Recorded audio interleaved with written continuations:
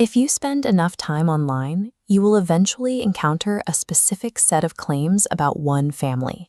You'll read that they own 80% of the world's wealth, that they secretly control the global central banks, and that they have deliberately funded both sides of every major war. It raises an obvious question.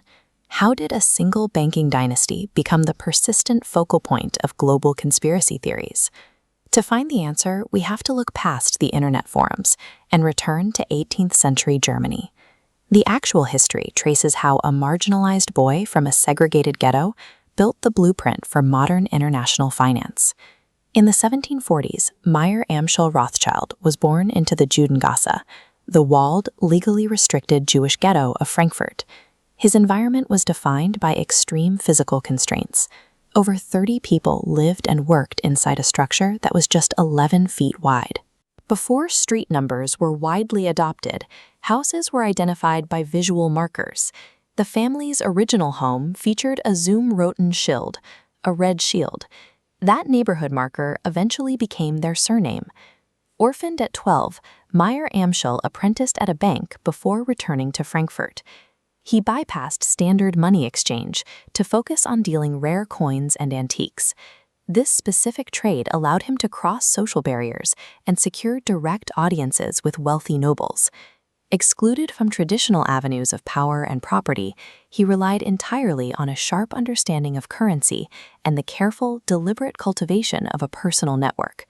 As his wealth grew, Meyer Amschel formalized a strategy to secure his family's position, placing his 5 sons in key geographic locations. He dispatched them from Frankfurt to the era's emerging financial centers, London, Paris, Vienna, and Naples. By spreading across borders, the brothers established the first truly international banking house. They could coordinate capital and share market intelligence across the continent. Their primary advantage was logistical. Long before the telegraph, the Rothschilds built a private system of couriers, charter ships, and pigeon post that consistently outpaced the official communication channels of state governments. Because information arrived first to their desks, their offices became bustling, open-plan environments where crowds of brokers executed trades based on the swiftest data flow in Europe. What looked to outsiders like a mystical ability to predict the market was simply the mechanical result of operating the fastest information network on Earth. That speed became a critical asset to nations in crisis. In 1814, the British government found itself unable to safely transport funds to the Duke of Wellington's army. They officially commissioned Nathan Rothschild to move the gold using his private network. After the Napoleonic Wars ended, the family redirected their capital toward the physical expansion of the industrial economy. They financed infrastructure development on a massive scale, funding the first major steam railway networks across continental Europe, including lines in Austria and France. Their public works extended globally. They backed international shipping routes, massive mining operations, and the brick-by-brick excavation of the London Underground. The vast wealth the family accumulated during the 19th century was the direct result of physically building the modern industrial world. Yet, the most famous story about the family's wealth involves the Battle of Waterloo.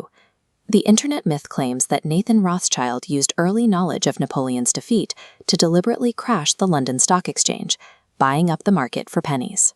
Historical archives show this narrative is entirely fabricated. It was written decades later as a politically motivated attack. The story originates from an 1846 pamphlet authored by a French activist writing under the pen name Satan.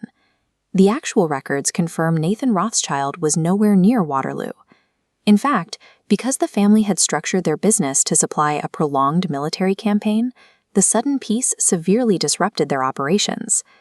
Nathan's real financial move was straightforward. Anticipating that peace would eventually lower government borrowing, he bought British bonds and held them for 2 years, securing a long-term profit. The foundational story of the Grand Rothschild conspiracy is a piece of 19th century fabricated fake news. Today, those myths have mutated into claims that the Rothschild family currently holds 80% of the world's total wealth.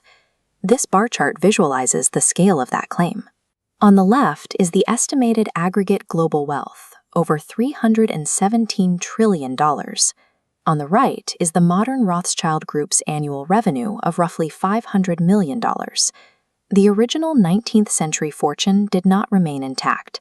Over 2 centuries, standard inheritance mathematics fractured the wealth, dividing it among hundreds of descendants.